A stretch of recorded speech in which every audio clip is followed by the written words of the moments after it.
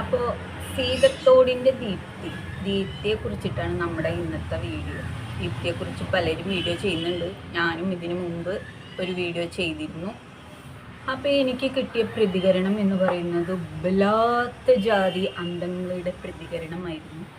ആ അന്തങ്ങളോട് എനിക്ക് പറയാനുള്ളത്, മക്കളെ ഇങ്ങനെ അന്തങ്ങളാവരുത് എന്ന് തന്നെയാണ്.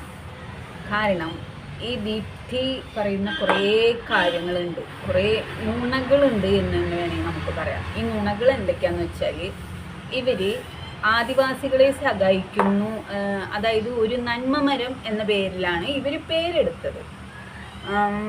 24-ൻ്റെ ശ്രീകണ്ഠൻ നായരുമായിട്ട് ഏതോ ഒരു ഷോയിലും വന്നിട്ടുണ്ട്. അപ്പോൾ ആ ഷോയിൽ ഇവരുടെ അച്ചാച്ചി എന്ന് വിളിക്കുന്ന അവരുടെ അച്ഛൻ്റെ കൂടെ പങ്കെടുത്തു. അപ്പോൾ അതിൽ ഇവർ പറയുന്ന കുറേ കള്ളങ്ങളുണ്ട്. അപ്പോൾ ആ കള്ളങ്ങളെ കുറിച്ചിട്ടാണ് നമ്മളിന്ന് പറയുന്നത്. ഇവരുടെ ആജീവനാന്ത പ്രശ്നം എന്താണെന്ന് വെച്ച് കഴിഞ്ഞാൽ, ഇവരുടെ ഹസ്ബൻഡാണ്. പുള്ളിക്കാരനായിട്ട് കാണിച്ചിട്ടുമില്ല, ഇതിന് മുമ്പും കാണിച്ചിട്ടില്ല, ഇപ്പോഴും കാണിക്കുന്നില്ല. എന്നാൽ ഇവർ രണ്ടാമത് ഇപ്പോൾ വിവാഹിതരായി.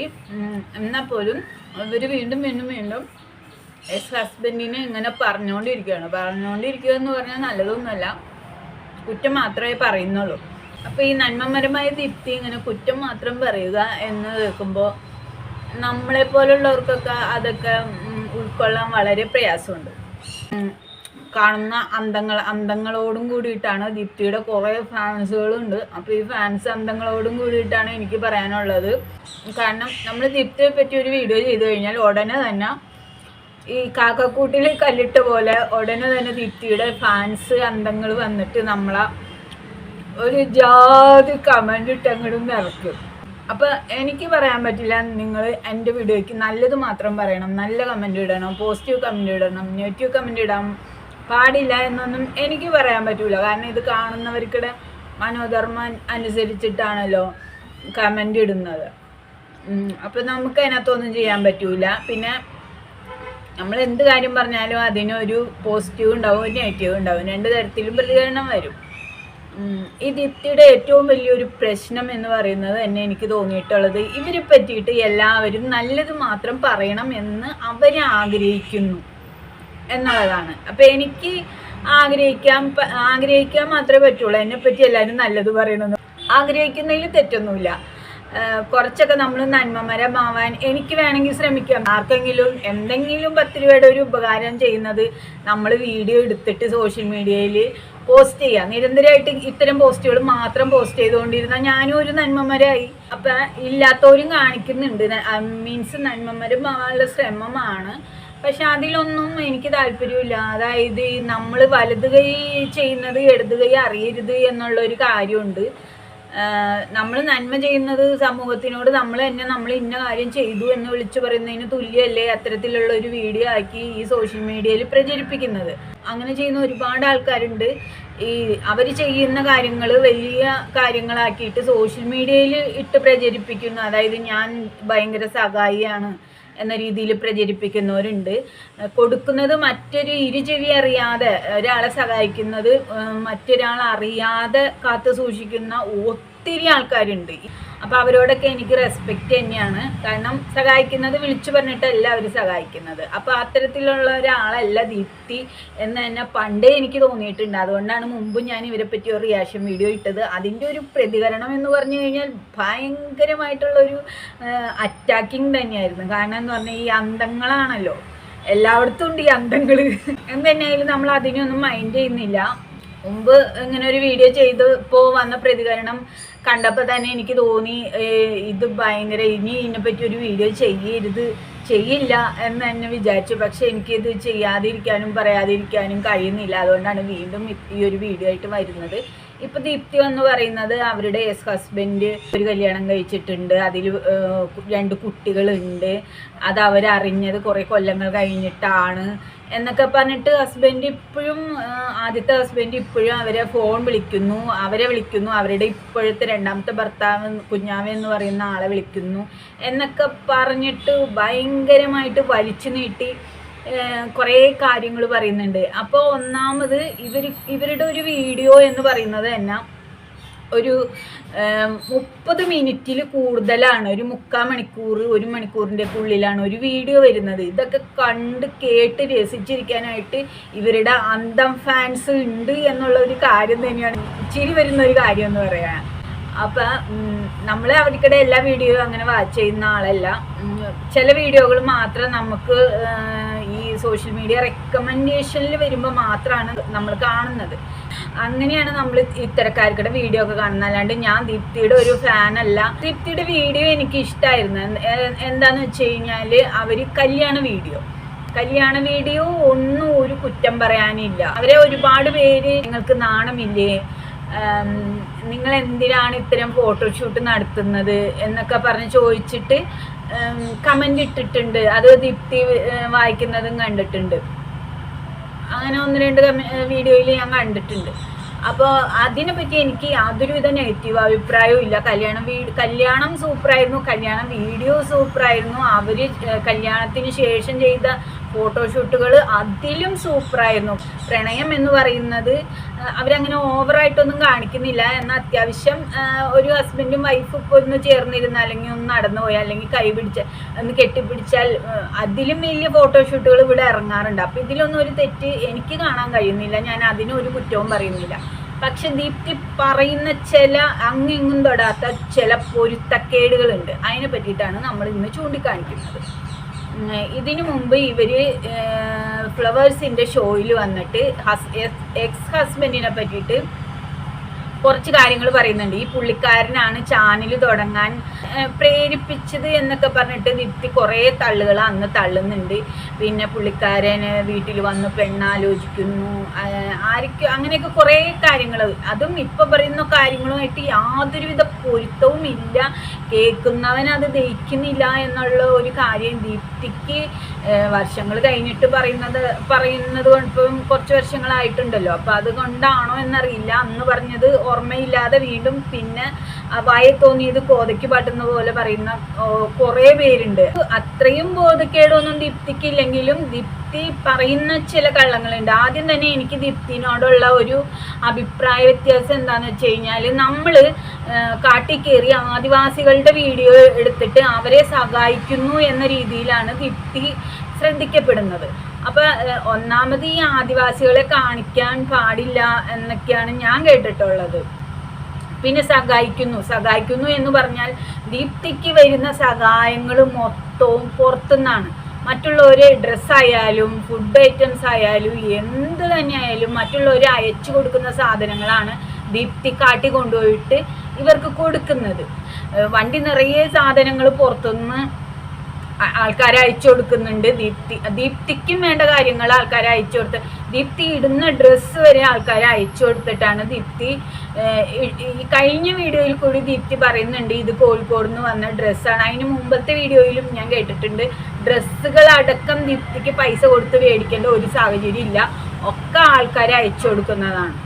ഇങ്ങനെ മറ്റുള്ളവർ കൊടുക്കുന്ന സാധനങ്ങൾ കൊണ്ടുവന്നിട്ടാണ് കാട്ടിൽ കൊണ്ടു കൊടുക്കുന്നത്, ആദിവാസികൾക്ക് കൊണ്ടു കൊടുക്കുന്നത്. അപ്പോൾ അതിൻ്റെ ഇടയ്ക്ക് ദീപ്തി ഉണ്ടാക്കുന്ന മനഃപൂർവ്വമാണോ ഇനി മനഃപൂർവ്വം അല്ലാതെ ആണോ എന്നറിയില്ല, ദീപ്തി ഉണ്ടാക്കുന്ന ചില പ്രശ്നങ്ങളുണ്ട്. ആദ്യം തന്നെ എനിക്ക് ശ്രദ്ധയിൽപ്പെട്ടത് എന്താണെന്ന് വെച്ച് കഴിഞ്ഞാൽ, ഇവർക്ക് കുറേ കൊറിയർ വരും. ഈ പുറത്തുനിന്ന് ആൾക്കാരെ അയച്ചു കൊടുക്കുന്ന സാധനങ്ങളാണ്. ഐറ്റംസ് ഫുഡ് ആയിരിക്കാം, ഡ്രസ്സായിരിക്കാം, പല ഐറ്റംസും വരാറുണ്ട്, കുട്ടികൾക്കുള്ള കാര്യങ്ങളായിരിക്കാം.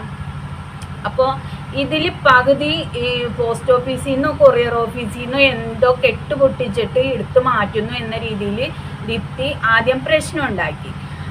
അതുപോട്ടെ, അത് പിന്നെ സ്വാഭാവികമായിട്ടുള്ള നമുക്ക് വരുന്ന ഒരു കൊറിയർ മറ്റുള്ളവർ പൊട്ടിച്ചിട്ടാണ് ബാക്കി കൊടുക്കുന്നതെങ്കിൽ എന്തായാലും നമ്മൾക്കത് പ്രശ്നം തന്നെയാണ്. അത് ഞാൻ പറയുന്നില്ല. അപ്പം അങ്ങനത്തെ ഒരു പ്രശ്നമാണ് ആദ്യം എൻ്റെ ഒരു ശ്രദ്ധയപ്പെടുന്നത്. അതായത് കാട്ടിലെ ആദിവാസി ഊരിലെ 18 വയസ്സ് തികയാത്ത ഒരു കുട്ടി ഗർഭിണിയായി എന്നുള്ള ഒരു കാര്യമാണ് പിന്നെ എൻ്റെ ശ്രദ്ധയപ്പെടുന്നത്. അതിന് വേണ്ടിയിട്ട് ദീപ്തി എന്താ ചെയ്തത്, ദീപ്തി സ്വയം മെഡിക്കൽ ഷോപ്പിൽ കയറിയിട്ട് ഇത് മനസ്സിലാക്കാനുള്ള ആ ഒരു സംഭവം വാങ്ങിക്കുന്നു. അത് കൊണ്ടുപോയിട്ട് അവരുടെ അമ്മയുടെ കയ്യിൽ കൊടുത്ത് ആ പെൺകുട്ടിയെ നിർബന്ധിച്ചുകൊണ്ട് ഇത് ചെക്ക് ചെയ്യാൻ പറയുന്നു. ആ പെൺകുട്ടി ഇതിന് സമ്മതിക്കുന്നില്ല. അങ്ങനെ ദീപ്തി അവിടുന്ന് പോരുന്ന ഒരു കാഴ്ചയാണ് നമുക്ക് കാണാൻ കഴിഞ്ഞത്. അപ്പൊ ദീപ്തി ചെയ്യേണ്ടിയിരുന്നത്, ഇത് ആദിവാസികൾക്കൊരു പ്രശ്നം ഉണ്ടെങ്കിൽ ഇതിന് ദീപ്തി അറിയിക്കേണ്ട ഒരു അധികാരികളെ അറിയിച്ചു കഴിഞ്ഞാൽ തീർച്ചയായിട്ടും ഇത് പുറത്തു വന്ന് ഒരു വാർത്തയാവുമായിരുന്നു. അല്ലെങ്കിൽ ഏതെങ്കിലും ചാനലുകൾക്ക് വിവരം കൊടുത്തു കഴിഞ്ഞാൽ ഇത് വാർത്തയാവുമായിരുന്നു. ദീപ്തി അതൊന്നും അല്ല ചെയ്തത്. ദീപ്തിക്ക് വീണ്ടും സോഷ്യൽ മീഡിയയിൽ പബ്ലിസിറ്റി കിട്ടാൻ വേണ്ടിയിട്ട് ദീപ്തി തന്നെ ചെക്ക് ചെയ്യുന്ന രീതിയിലേക്ക് മാറുകയാണ് ഉണ്ടായത്. ഇത് പുറത്തറിയിക്കേണ്ട ഒരു കാര്യമായിരുന്നു. പുറത്ത് പറഞ്ഞ അതിന് ബന്ധപ്പെട്ട അധികാരികളെ അറിയിക്കേണ്ട ഒരു കാര്യമായിരുന്നു. ദീപ്തി ചെയ്തിട്ടില്ല. ദീപ്തി തന്നെ ആളാവാൻ നോക്കിയെന്നാണ് എനിക്ക് പറയാനുള്ളത്. നടന്നില്ല. ദീപ്തിയുടെ വേറൊരു പ്രശ്നം എന്താന്ന് വെച്ച് കഴിഞ്ഞാൽ, ഈ പുള്ളിക്കാരി ചെയ്യുന്ന വീഡിയോയ്ക്ക് ആരും നെഗറ്റീവ് കമന്റ് അടിക്കാൻ പാടില്ല എന്നൊരു നിർബന്ധം ദീപ്തിക്കുണ്ട്. അപ്പൊ എനിക്ക് പറയാനുള്ളത്, നമ്മളിപ്പോ ഒരു വീഡിയോ ചെയ്തിട്ട് കഴിഞ്ഞാൽ അതിന് നെഗറ്റീവ് കമന്റ് വരാൻ പാടില്ല, അല്ലെങ്കിൽ പോസിറ്റീവ് കമന്റ് മാത്രം ഇടണം നിങ്ങൾ എന്ന് എനിക്ക് എങ്ങനെ പറയാൻ പറ്റും? അതാണ് ഞാൻ ചോദിക്കുന്നത്. ഇപ്പൊ രണ്ടും നമ്മൾ ഒരുപോലെ ഉൾക്കൊള്ളാൻ മനസ്സുണ്ടെങ്കിൽ മാത്രം അല്ലെങ്കിൽ സോഷ്യൽ മീഡിയ ഉപയോഗിക്കുക. അതാണ് എനിക്ക് പറയാനുള്ളത്. അപ്പൊ ഈ നെഗറ്റീവ് കമന്റ് ഇടുന്നവരെ ഭയങ്കരമായിട്ട് അവർക്കിടെ പിന്നാലെ പോയി പണി കൊടുക്കുന്ന ഒരു സ്വഭാവം ദീപ്തിക്കുണ്ട്. അപ്പൊ നിങ്ങൾ ആലോചിക്കേണ്ടത്, ദീപ്തി എന്ന് പറയുന്ന പെൺകുട്ടി അത്ര നിഷ്കളങ്കയല്ല എന്നാണ് എനിക്ക് തോന്നിയിട്ടുള്ളത്. കാരണം പല കാര്യങ്ങളും അവൾ പാവം പോലെ നിന്ന് പറയുന്നുണ്ടെങ്കിലും അവൾ ചെയ്യുന്ന പ്രവൃത്തികൾ വെച്ച് നോക്കിക്കഴിഞ്ഞാൽ മനസ്സിലാവും ദീപ്തി എന്താണ് ഉദ്ദേശിക്കുന്നത് എന്നുള്ളൊരു കാര്യം മനസ്സിലാവും. മീൻസ് നമ്മുടെ അക്ക റാണി സദാശിവൻ, അങ്ങനെയാണ് അവർക്കുടെ പേര്. ജസ്റ്റ് അവർ ദീപ്തിയുടെ ചില വീഡിയോകൾ കണ്ടപ്പോൾ എന്താണ് ദീപ്തി ചെയ്യുന്നത് എന്നുള്ള ഒരു സാമാന്യ ബോധം വെച്ചിട്ട്, അവർക്കുടെ ബോധം വെച്ചിട്ട് അവർക്ക് തോന്നിയ കാര്യം അവർ ഒരു കമൻ്റായിട്ട് ഇട്ടുക എന്ന് പറയുന്നത് അത്ര വലിയ കുറ്റമാണോ? അവർക്കിടെ ഒരു അഭിപ്രായം അവർ രേഖപ്പെടുത്തുന്നു. എന്നിട്ട് ഈ സ്ത്രീ മറ്റുള്ളവർക്ക് ഇട്ടുകൊടുക്കുകയാണ്. ശരിക്കും നെഗറ്റീവ് വന്നു കഴിഞ്ഞാൽ ഇവർക്ക് എന്തോ വലിയൊരു കാര്യം പോലെ വന്നിട്ട് ഇവര് കുടുംബം മൊത്തം, മദർ തെരേസയുടെ കുടുംബക്കാരും ഒന്നും അല്ലല്ലോ, ഈ നന്മമരമാകാൻ ശ്രമിക്കുന്നവര് ചെയ്യുന്ന പരിപാടികളാണ് ഈ പറയുന്നത്. ഈ റാണിയൊക്കെ ഇട്ടുകൊടുക്കുന്നു.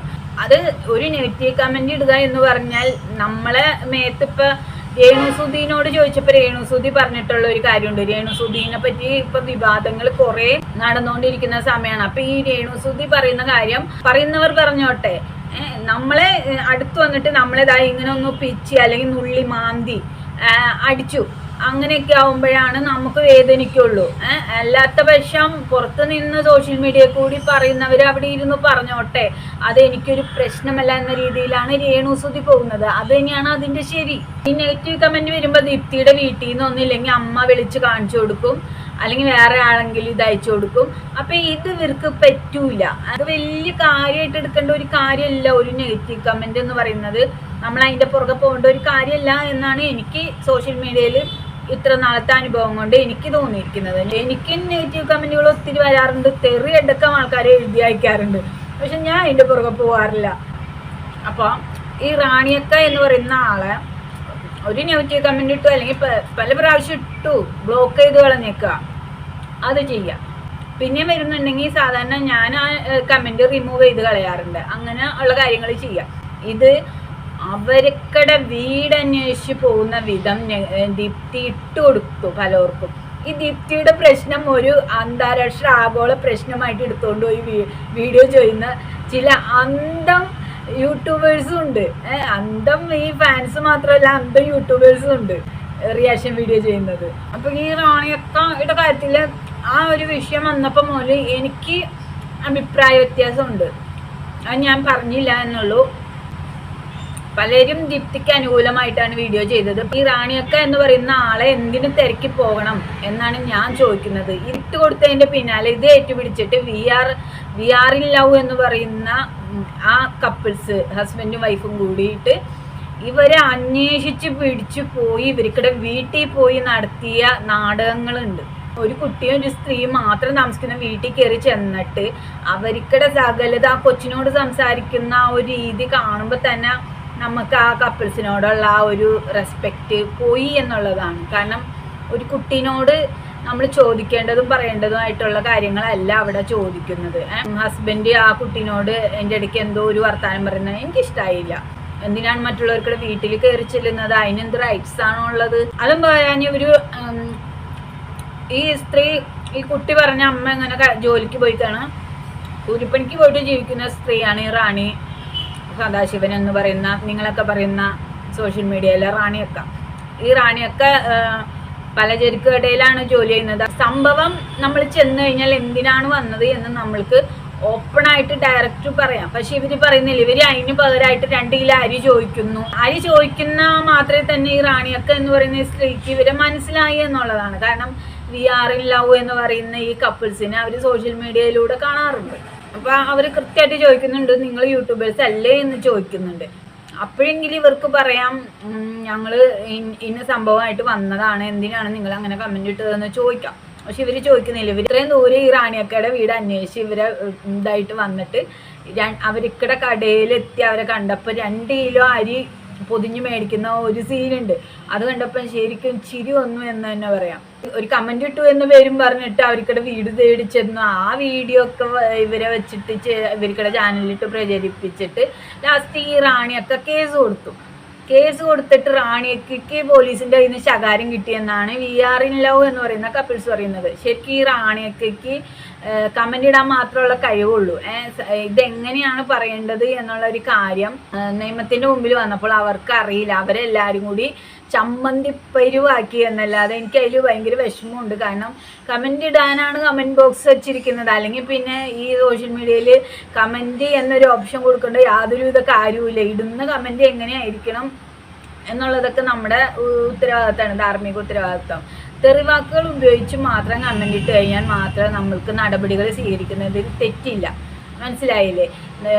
ഈ എന്താണോ വീഡിയോ, ആ വീഡിയോയുടെ ഉള്ളടക്കം എന്താണോ അതിൻ്റെ തെറ്റുകൾ ചൂണ്ടിക്കാട്ടി കമന്റ് ഇടുന്നതിൽ എന്തിനാണ് ചൊടിക്കുന്നത്? അതാണ് എൻ്റെ ചോദ്യം. അപ്പം നമ്മുടെ തെറ്റുകുറ്റങ്ങൾ മറ്റൊരാൾ ചൂണ്ടിക്കാണിക്കുമ്പോൾ അത് അംഗീകരിക്കാൻ കൂട്ടാക്കാത്ത ആൾക്കാരാണ് ഇത്തരം പ്രവൃത്തികളായിട്ട് പോവുള്ളൂ എന്നാണ് ഞാൻ പറയുന്നത്.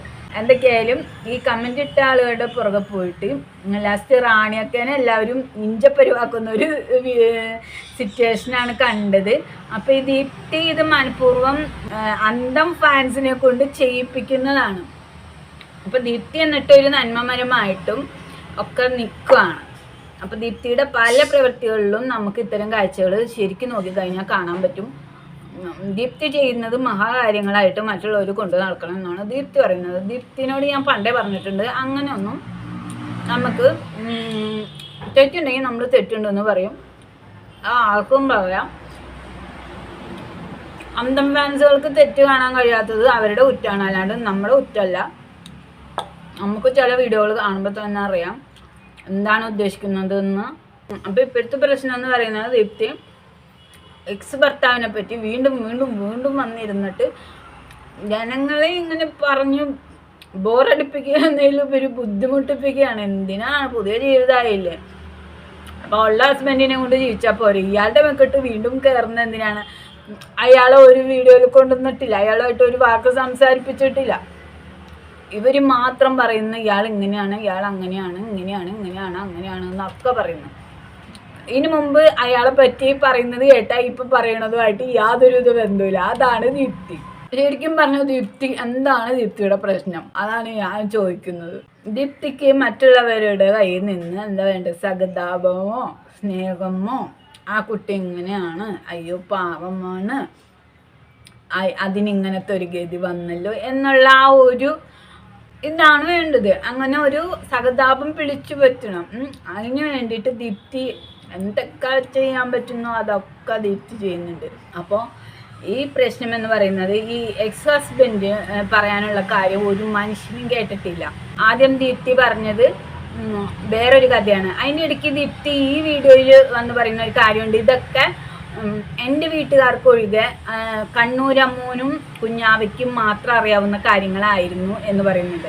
അത് കഴിഞ്ഞിട്ട് കുറച്ച് കഴിയുമ്പോൾ തന്നെ ദീപ്തി പറയുന്നുണ്ട് ഇത് ആർക്കും അറിയാത്ത കാര്യങ്ങളാണ് എന്ന് പറയുന്നുണ്ട്. ശരിക്കും എന്താണ് എന്ന് എനിക്കും മനസ്സിലാവുന്നില്ല. എന്താണ് ദീപ്തിയുടെ പ്രശ്നം?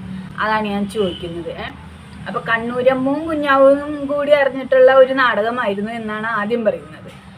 നാടകം മീൻസ് കാര്യങ്ങളായിരുന്നു എന്നാണ് പറയുന്നത്. അത് കഴിഞ്ഞ് പറയുന്നു എനിക്ക് മാത്രം അറിയാവുന്ന, എൻ്റെ കുടുംബക്കാർക്ക് പോലും അറിയാത്ത കാര്യമാണ്. പിന്നെ എങ്ങനെ ഈ കണ്ണൂരമ്മവും കുഞ്ഞാവയും അറിഞ്ഞു? എങ്ങനെ ഈ കുഞ്ഞാവയിലേക്ക് വിവാഹം എത്തി? എങ്ങനെ ഈ കുഞ്ഞാവൻ നോക്കാനായിട്ട് അവിടെ വന്നു? അപ്പോൾ കണ്ണൂരമ്മു ആണ് ഇതിൻ്റെ ഇടയിൽ പ്രവർത്തിച്ചത്, കണ്ണൂരമ്മു ആണ് ഇതിൻ്റെ ബ്രോക്കർ മാമാപ്പണി ചെയ്തത് എന്ന് ഞാൻ പറയുള്ളൂ. ഞാൻ ഇപ്പം അങ്ങനെ തന്നെ പച്ചയ്ക്ക് പറയാണ്, കണ്ണൂരമ്മു ശരിക്കും മാമാപ്പണി തന്നെയാണ് എടുത്തത്. അങ്ങനെ കുഞ്ഞാവ ദീപ്തിയുടെ വീട്ടിൽ എത്തി. അതാണ് കണ്ണൂരമ്മൂനും കുഞ്ഞാവയ്ക്കും മാത്രം അറിയാവുന്ന രഹസ്യം. അത് കഴിഞ്ഞ് അപ്പം തന്നെ പറയുന്നു ഇത് എനിക്കൊഴികെ ബാക്കി ആർക്കും എൻ്റെ കുടുംബക്കാർക്ക് അറിയില്ലായിരുന്നു. അപ്പോൾ ദീപ്തി പറയുന്നത് നുണയല്ലേ. അപ്പോൾ ദീപ്തിയുടെ വീഡിയോകൾ ശ്രദ്ധിക്കുക. കുറേ കാര്യങ്ങൾ അവർ എന്താ പറയുക ഡൈല്യൂട്ട്, വെള്ളം തൊടാതെ വീഴുന്നുണ്ട്, ഡൈല്യൂട്ട് ആവാണ്ട് കുറച്ച് കാര്യങ്ങളുണ്ട്. അത് ശ്രദ്ധിച്ചാൽ മാത്രമേ നമുക്ക് മനസ്സിലാവുള്ളൂ. അന്തം ഫാൻസ് ആയാൽ എന്ത് ചെയ്യും, ഇതുപോലെ കാര്യങ്ങൾ പറയുന്നവരെ അതിൻ്റെ അടിയിൽ വന്നിട്ട് അന്തമില്ലാതെ തെറി പറയും. അത്ര മാത്രമേ ഉള്ളൂ. അപ്പോൾ ഇതിൻ്റെ ബാക്കി വിശേഷങ്ങളായിട്ട് ഞാൻ പിന്നെ വരാം. ഇപ്പം ഇത്രേ ഉള്ളൂ. ബൈ.